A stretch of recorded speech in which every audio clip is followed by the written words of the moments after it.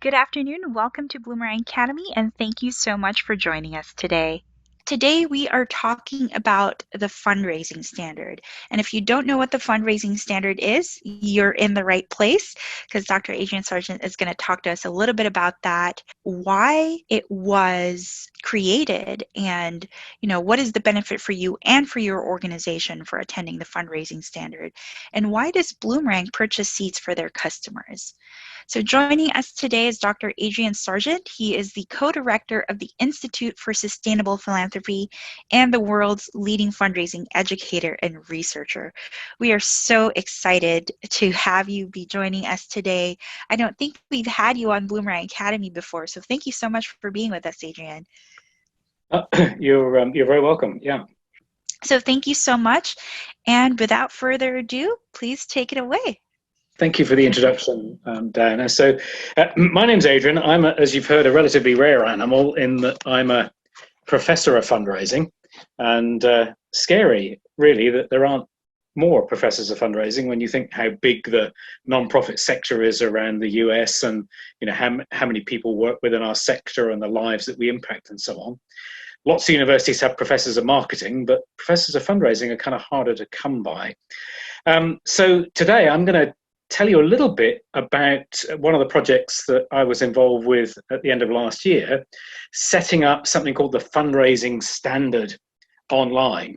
And I certainly can't take all the credit for it because there are a couple of other folk who had a lot of input to it in the early days. Jay Love, you'll be familiar with as the previous CEO and now president of the Bloomerang operation, and Jen Shang, who is the world's only philanthropic psychologist. So she spends her life researching not only why people give, but how giving makes people feel so that we can use some of that science to enhance the quality of supporter relationships. I suppose most of my work has been focused on things like donor retention, the design of fundraising communications, and latterly I've been doing work around thanking, and also the relationship between branding and fundraising. And some of those things, we feed into this thing called the Fundraising Standard. Now, why did we create it? Well, we created the standard because we felt that there was a gap. Right, there are plenty of sort of introduction to fundraising classes that you can pick up around the country. Most AFP branches, and I think the same is true of CASE and other fundraising associations, have a basic sort of a day's introduction to fundraising for anybody that is new into the profession. AFP have their essentials course, which is available. But once you've done that, the landscape is altogether more bleak. And it's bleak until you get to the point where perhaps you might consider doing something like the Certified Fundraising Executive, the CFRE accreditation. But if you're wanting to do that, you're going to have to wait maybe 3 years before you get the requisite experience to be able to apply for that credential. And we felt that there needed to be something to give fundraisers a meatier introduction to what they needed to know to be successful at earning incomes for their organizations. So we created a program which in aggregate is about 40 hours of learning. Not all of that is taught face-to-face like we're teaching now. There are readings, there are exercises and so on, but that was kind of the gap that we were trying to fill, really. It's for people who are new or newish and coming into the profession and wanting to learn more. It's also going to be helpful, I think, for people who are wanting to do the CFRE one day, because a lot of what we teach in this program touches key ingredients of their syllabus that you have to read up on before you take their multiple choice examination. So it does help lay the groundwork for that process. We also wanted to create something that would be kind of open access. It's not academic, it's not highbrow, it's just a really a basic kind of solid, grounded introduction to the sector. It also provides some of the real basic fundraising advice that you need to get started with donor communications and some of the key forms of fundraising. So we wanted to create something that had a fairly general relevance to people across the sector. The other key thing is that we didn't want to make it too expensive. $499, I think, is how much a standard ticket costs, although we'll be talking about other options later. And that's really not bad when you think that there will be about 40 hours of learning kind of built into that. So dollar for dollar, it's a pretty reasonable experience, and you're getting a decent kind of value for money. Bloomerang, I know, buy a number of places which they then offer to customers, but there'll be other ways in which you can access that learning. Now, what else? I said one of the reasons that you might want to do it is because you might be working towards your CFRE and you want to begin to build up a portfolio of education credits. So one of the things that we're very proud of at the Fundraising Standard is that the program qualifies you for 40 points in what's called Category 1B, which is education. And so that counts towards one of the requirements for the initial certification, or if you've been in fundraising a longer time, for recertification. And I think dollar for dollar, it's one of the most inexpensive ways of acquiring that credit. So that's all to the good. The other thing I'd say is that we do cover a lot of the stuff that you will need to know about when you take that CFRE and you have to take that examination that they offer to get that status. And we'll certainly be covering a big chunk of that syllabus, and that's one of the reasons why we get those 40 education points that I described earlier. So, what's in the standard? Well, what's in the standard is 8 weeks of learning, and if you're smart, you'll have done the maths on that, and if you think it's a 8-week program, and I've told you it's 40 hours of learning, so there's about 5 hours a week of guided learning that this standard will take you through. So week 1 really is all about introductions. It's an introduction to the nonprofit sector. It's an introduction to the kind of organizations that make up that sector. So we talk about things like 501c3, 501c4, those kinds of things. And we also provide a real basic kind of introduction to what kind of profession are we in here? What is it that fundraisers do? And I give you a little bit of the history of the fundraising profession, just for a little bit of background. Not to say we're going to spend hours on it, but there's a little bit of that sort of solid introduction built into week 1.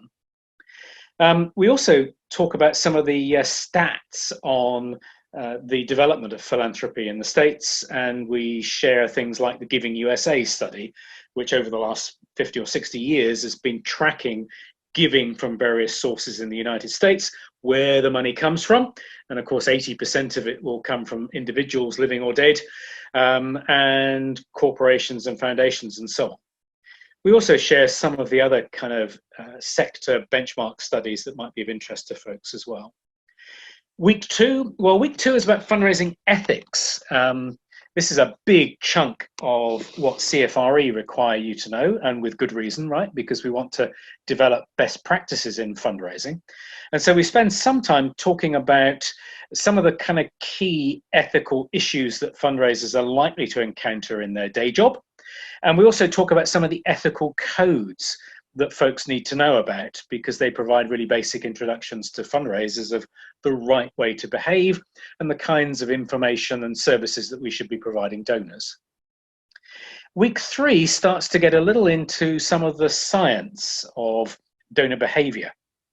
Why people give, I think, has been the focus of so much study over the last 60 or 70 years. Academics have been fascinated about, why it is that people elect to give money away to good causes.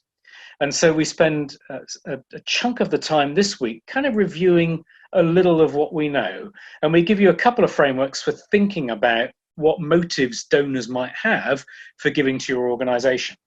And of course, that's hugely important, because we need to be making sure that those motives are fulfilled, so people leave the giving experience feeling good about themselves because they've done something that they wanted to achieve today.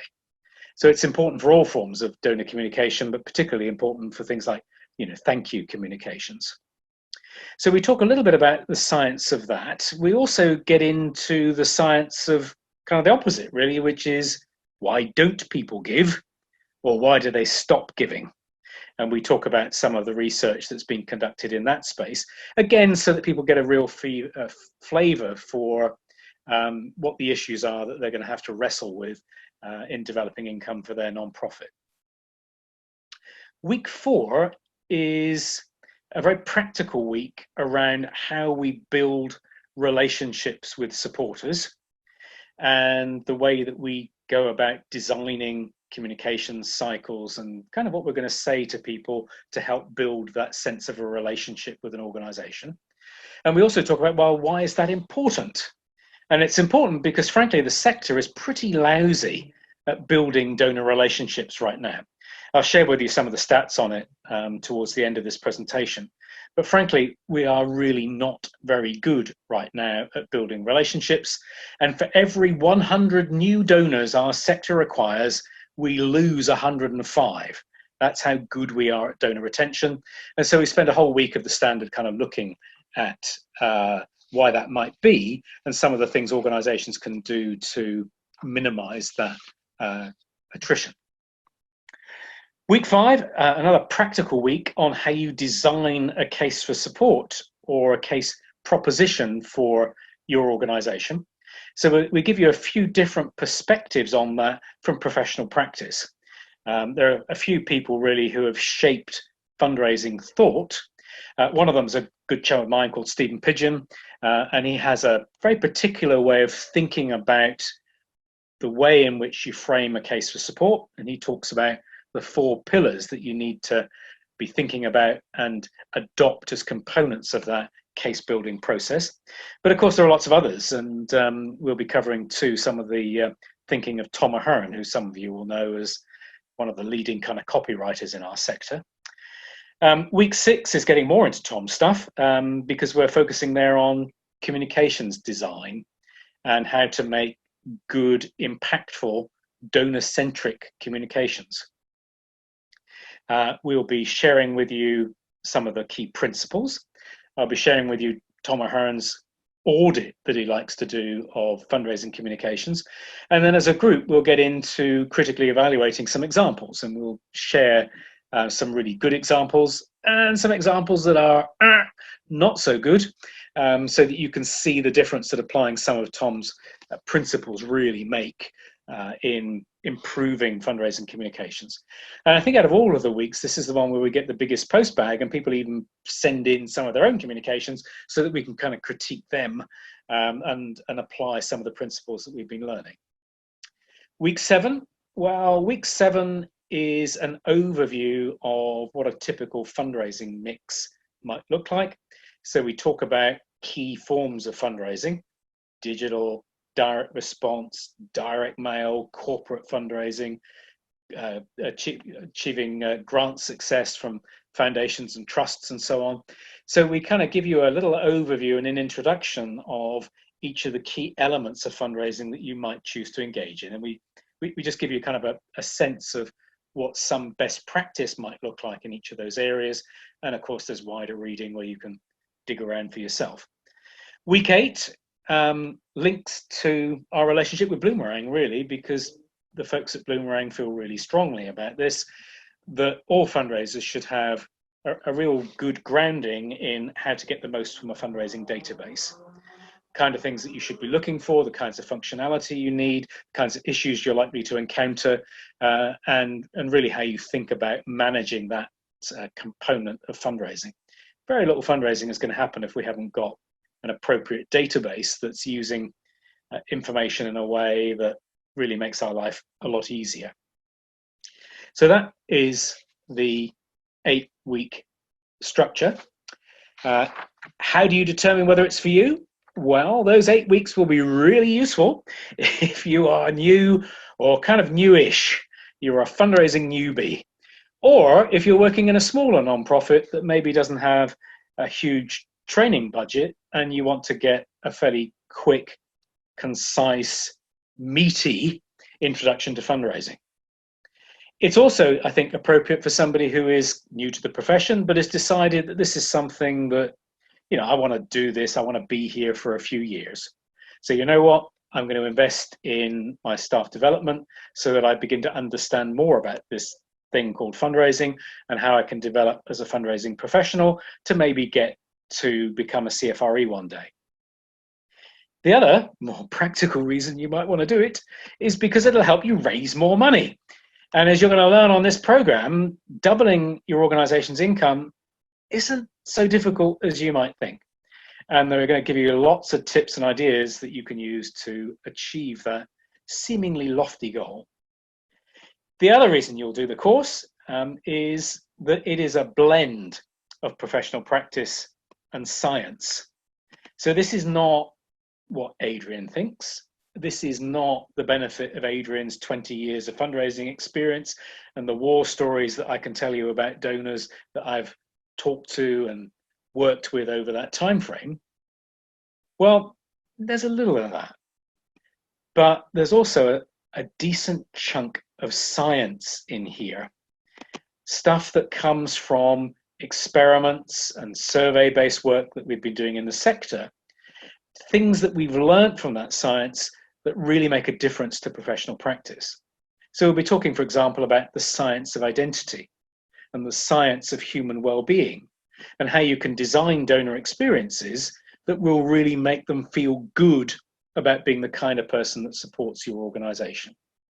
So if you're looking for those kinds of things, the standard may well be for you. How does it work? Well, I've already said it's a 5-hour commitment each and every week for about 8 weeks. There are pre-recorded lectures, so you'll hear me talking on various topics as you go through the standard process. There are readings, there are exercises to do, like critiquing fundraising communications. I said that's one of the things you'll do in that week 6. But there are also 2 or maybe 3 discussion forums each week. And this is the opportunity to interact with other people that are taking the course. And cohorts, by the way, will be no bigger than about 25 to 30 individuals. So it's a nice, comfortable size. And when you're discussing these issues, you can get into the discussion forum, post your thoughts, maybe comment on some of the thoughts that others have said. And we go through that as a course team and we'll add our comments to what people have been saying. And as a general rule of thumb, we try and comment on everything, right? So anything that's posted will get a response and you'll get an interaction with either me or a member of my team as you post in those discussion forums. Now, you don't have to log on at any particular time. It's not lockstep like that. If you want to do your work over the weekend, that's fine. If you want to go in after work, that's fine. If you want to go in on a couple of days during work, that's fine. All we ask is that you keep up with what's going on in that particular week. So do week 1 in week 1, do week 2 in week 2, and so on. And that's important so that we get the most out of these discussion forums, because whilst they might not post at the same time, everybody will post over the course of that week. And so there's obviously, more interaction that's taking place. I've said you can interact with the tutors in the discussion forums. Sometimes I've had students who have created their own discussion forums. You can imagine that quite a few people are concerned about the emergency right now. So we've had a couple of discussion forums that have been created around those issues. And sometimes students will just ping questions at us and we'll deal with them privately because it's not something they want to share with the rest of the group. But whatever the case, there are plenty of opportunities to interact with members of the course team. Now, the final thing is that there is an end of course test. And there has to be a test because you'd be getting CFRE credits for passing the course. And there's a multiple choice test. I think there are about 40 questions in that test, and you have to get a 50% grade to be able to pass. When you pass, you've met the standard, hooray, you get a certificate, and you also can bank your CFRE credits if that's one of the reasons that you were doing the course. So that's how it works. Let me tell you a little bit about the Canvas platform, which is the platform that we use to deliver the program. So it's entirely delivered online, and when you log in, you'll come into the home page for your cohort, and you'll be looking at whatever the announcements are that have been made recently. There you can see there's an announcement on COVID-19, there's an announcement on getting ready to complete the program, and so on. And towards the left-hand side, you can see a menu which has homepage, modules, discussions, announcements, those kinds of things. The key button on that menu is the modules button. And when you press that, it takes you through to a list of everything that's going on for the 8 weeks and each of the topics that you're going to look at. So you can start here at the very beginning and work through, and eventually you'll get tired and want to take a break. Well, you can come back into the modules tab and pick up more or less where you left off. Or if you want to go back and look at something again, you can very easily do that. Canvas is the platform that most universities use. Indiana University, where I still teach a couple of courses each year, Canvas is the platform of choice for them. So you're getting a tool which is something that people have been using for a long time, and really good institutions use Canvas because it's very user-friendly. Very rarely do we get asked any sort of technical questions because the menu is really simple to use, even if you're not like me, particularly au fait with all of the latest technology. This is really simple, it's really intuitive, and really kind of in keeping with the philosophy of Bloomerang, which is based on a similar kind of premise, really. We make it as simple as possible. So you can navigate around in the modules tab. Now, I mentioned these things called discussion forums. And there are a couple of these each week which we'd like you to participate in. This one happens to be on sustaining gift programs. So you can see that I'm posing some questions there. Does your organization already have a sustained gift program? If so, if not, rather, how would you manage and establish one? If it does, how could you improve that in some way? And you're asked to post your thoughts. And when you post your thoughts, you get comments. And I blanked this out because there's a student response here. But you can see he or she is saying that they don't currently do it, but they've been thinking about it, and they're posing a question. And then somebody from my team, in this case me, would go in and comment on that discussion. And we'll keep that discussion going for as long as people are interested. And as I said, a couple of those discussion forums each week comprise the course. Now, I've already walked you through what the syllabus looks like for the standard. So these are the sort of 10 weeks, the 10 topics that you can expect to cover. I thought I'd just take a couple of seconds, though, to give you kind of a flavor for what that learning might look like. And so I'm just going to delve into that week 4 donor relationships section. And if you go into week 4, as you will, if you take the standard, you can see it's labeled there, donor relationships and the importance of retention. And then there are a range of activities that you do as you go through that week. So we start by looking at the importance of donor retention and loyalty. You'll read some of the latest research from the US, and you can see that stat that I mentioned a little while ago, that in 2018 we're not doing brilliantly in terms of donor retention and loyalty, because actually we've got fewer people giving in 2018 than we're giving in 2017, and we know that for every 100 new donors acquired, we're going to lose about 105. So giving in the US is really a very leaky bucket, right? We've got a huge churn with lots of people coming into the organization, making one gift, and then never coming back to support the organization again. So in this week of the course, we get down into the real detail of why that might be. We look at the 3 key things that drive donor retention and lifetime value. So we talk about donor satisfaction with the quality of service provided by the fundraising team. We talk about commitment. We talk about trust. And we talk about how you build those things into the design of communications, but also thinking about how we then build those things into the way that we design, the way that we interact with donors in a much broader way to help build that loyalty and retention.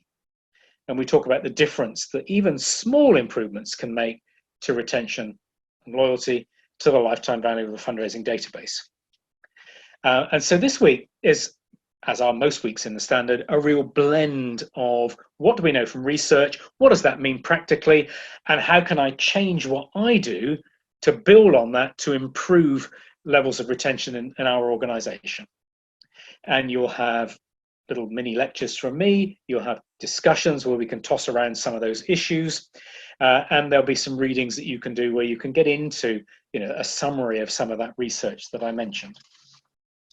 So that, I think, is about all I want to say by way of introduction to the Standard. We're going to take some questions in a minute, but I think first Diane is going to steal you away from me because she wants to show you some slides of her own and talk a little bit about some of those pricing models that I mentioned earlier. Thank you, folks. Thank you so much, Adrian, for giving us a little bit of the history and an introduction to the Fundraising Standard and how everyone and their organization can benefit from completing the course. You can find more information on the Fundraising Standard on fundraisingstandard.org, including the schedule of upcoming cohorts. This 8-week, 40-hour class is typically $499 per student. However, because Bloomerang really believes in this class and how it can help you, Bloomerang subsidizes the cost for our customers. The special pricing is $299 a year for a 2-year contract. This is good for 2 seats and is renewable if more of your colleagues would like to attend as well. And if you need more than 2 seats, of course, you can also purchase additional seats. We'll send an email to everyone with more information so that you can forward it to your organization's officers or board members or anyone else who might be interested. In the meantime, if you have additional questions, you can also reach out to our customer accounts team at customer.accounts@bloomerang.co. They will be more than happy to get you set up with the classes so you can start learning, adding to your existing knowledge, or working toward your CFRE credits. While we have Adrian, we're going to open up the floor for any questions on the structure or content of the course. Jessica, do we have any questions so far? Diana and Adrian, I have a question that came in. Are the weekly conversations or group discussions, are they mandatory or voluntary? How does that work, and how does that tie into the receiving of the certification? The weekly discussions are an integral part of the course, so I would hope that everybody would be taking part in those. They're important because they're the primary source of interaction with tutors. So if you've got queries about that week's content or you want to clarify something, the discussion forums can be used for that purpose. That said, do I track whether Susan or John or whoever has made a comment that week? No. So it's not mandatory, but if you want to get the most out of the program and you want to interact with the tutorial team, that's where you need to go to be able to do that. But the passing the course is entirely contingent on passing that multiple choice exam at the end of the program. So it's that you have to do to get your CFRE educational credits, rather than attending the discussion forums, which I'd hope you want to do anyway for their own sake. Mm-hmm. Very good. And to your knowledge, are there a lot of other educational offerings like this where you can get 40 hours of CFRE credits through like one course, or basically like through one like unit like this? I haven't found many other courses that offer this degree of credit. So I think this is pretty good value for money, even just based on the notion of CFRE credit. And obviously, when we were putting it together, you would expect that there would be some correspondence between the basics of what fundraisers need to know and what CFRE then go on to test that in their examination. So there's a there's a fair degree of correspondence between what we're doing and what CFRE are requiring, and that'll be the reason why we've got that in enhanced educational credit. Mm-hmm. Do you anticipate at some point in the future possibly creating a class for more seasoned fundraisers? Oh, that's an interesting question. Yes, it would be good to be able to do that. We've been thinking about doing something in the annual fund space or in the bequest space. So there may well be other courses that we add to the portfolio for people that want either specialist knowledge or they just want another broad spectrum of knowledge, but something that really kind of prepares them for more of a fundraising management role. So it's something that we're looking at right now. It's something that the board of the Fundraising Standard are actively considering. And I wouldn't be at all surprised if there weren't some new announcements made later in the year. Great. And then, but just to be fair, you have a lot of more seasoned and experienced fundraisers who go through the course and have, gotten value out of it. I'm imagining, correct? Yeah, I mean, I've shown you the headings that make up the content that you can expect each week, and you can imagine that would be equally relevant to somebody who's been in the game for a few years, because we're not just teaching the learning from professional practice, but it's also interspersed with some of that, learning from research as well. So it stays at the kind of cutting edge of what we're trying to convey. And that's going to be relevant to a whole host of people, really. And then once they take the course, do they have access to the different conversations that happened each week for an unlimited amount of time, or only for a period of time once the course ends? We normally close the course about 3 or 4 weeks after the end date. And the reason we keep it open for a while is that sometimes people fall a little bit behind or something happens. And so we give people a little bit of a breather before we pull a plug on the course. And you can imagine that in the current situation that we're facing, that people have had varying degrees of crisis to manage, and so we've been as flexible as we could be, really leaving it open for as long as we possibly can. We're as keen as you would be that you get through the program, and so we've been as accommodating as we can be for people that have had issues in completing on time. Wonderful. Diana, are you seeing additional questions come in? We're also getting clarification. So it is a week-by-week process, but within the week, it is pretty much self-paced. Is that correct? Absolutely. Yeah. You don't have to log in at a certain time. You can log in whenever it's convenient for you, or you could log in a couple of times and split the work between sessions. That's all fine. All we ask is that you keep up with week 1, week 2, week 3 in the allotted week, so that you get more out of the discussion forums. If you're not keeping up with those weeks, it's harder to get much out of the discussion forums because the rest of the group will have moved on. So it is important to do your best to try and keep up with where the rest of the group are. I know sometimes that's not always possible, but as a general rule, when you're going through the course, you'll get more out of it if you keep up with the rest of the cohort. Yes, I love that as well. And I wanted to point out, especially for the discussion forums, it's nice to keep up with everyone else because the discussions are so rich and you really learn so much from everyone else in the cohort as well. Yeah, I think they're really usually a lot of fun, and I'll go in deliberately sometimes to just stir the pot. To be rude about something or something that some organization has generated and share materials and so on. So they're usually quite a lot of fun. I think people enjoy the discussion forums. Yes, thank you. We also have a question coming in. Are there opportunities for live interaction with tutors and instructors? We decided against that because then people have to log in at a certain day at a certain time, and we have people taking the standard across the US in different time zones.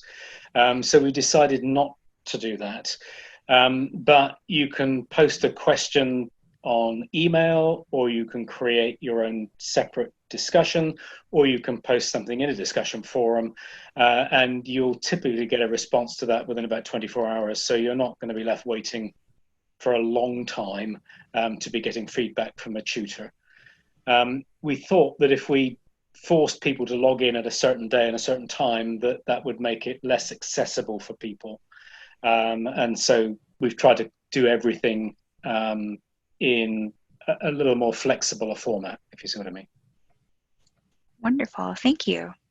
One of the things that I wanted to mention that Diana and both Adrian have touched on is, Bloomerang really believes in this program. In fact, we've had the majority of our own employees go through the fundraising standard, even if they came from a nonprofit background. We wanted to make sure that if we were offering it to you, that it was something that we experienced ourselves. So I just wanted to mention that it's something that we've done here. Most of the people on my team have completed the course and are excited about the value that it can add for all of you. I also wanted to mention that you'll receive an email from Bloomerang sometime this week with the details of how you can sign up, the cost, just the terms, the 2 years, and the number of seats. So if you need to pass that along to someone else at your organization to approve it, you'll have all of that information in an email sometime this week. All right. Well, thank you so much, everybody, for joining us this afternoon. Thank you, Adrian, for joining us this afternoon or early evening for you. If you have any questions based on what you heard today, you can always contact our team, customer.accounts@bloomerang.co, for more information. Thank you again for joining us this afternoon, and we hope you have a safe and wonderful rest of your day. Thanks, everyone. Bye. Thank you. Bye-bye.